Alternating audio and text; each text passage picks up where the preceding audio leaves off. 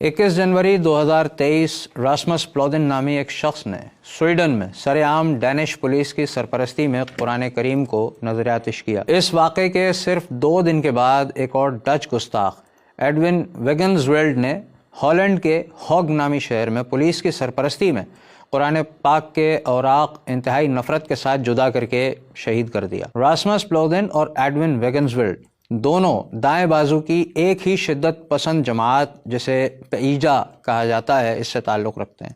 इस शिद्दत पसंद तंजीम का मुकम्मल नाम patriotic Europeans against the Islamization of the West है।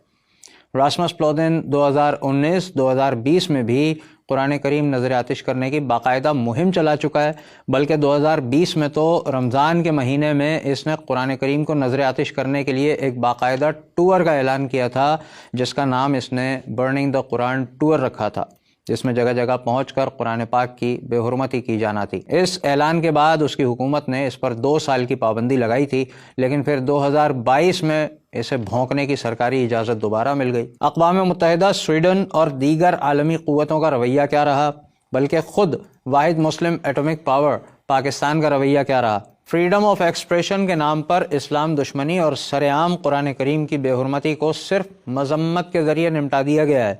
अक़वाम मुत्तहिदा की नज़र में भी ये दहशत गर्दी नहीं है। हाँ, अमेरिका, इसराइल, डेनमार्क और हॉलैंड का झंडा अगर जला दिया जाए तो उस पर दहशतगर्द करार दिया जा सकता है, लेकिन कुरान करीम को नज़र आतिश करना फ्रीडम ऑफ एक्सप्रेशन है। हम मुसलमान बहुत बेगैरत हो चुके हैं, सिर्फ मजम्मत से काम चलाते हैं। हमें अपनी ग़ुलाम हुकूमत को कुछ कहने का भी इख्तियार नहीं है। हम उसे भी मजबूर नहीं कर पाते कि स्वीडन और डेनमार्क के सफ़ीरों को निकाला जाए, और वो निकालेंगे भी नहीं, क्योंकि गोरा नाराज़ हो जाएगा। और हमारे हुक्मरानों की नज़र में राज़िक़ तो गोरा है। जिस राज़िक़ का जिक्र कुरान में है उससे वास्ता होता तो तकलीफ़ भी होती।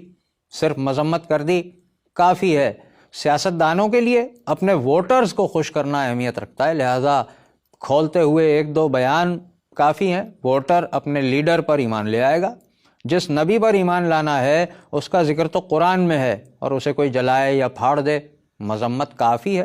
क्योंकि गोरा नाराज़ हुआ तो तिजारत ख़तरे में पड़ जाएगी। जिसकी नाराज़गी तबाह बर्बाद कर सकती है उससे क्या वास्ता।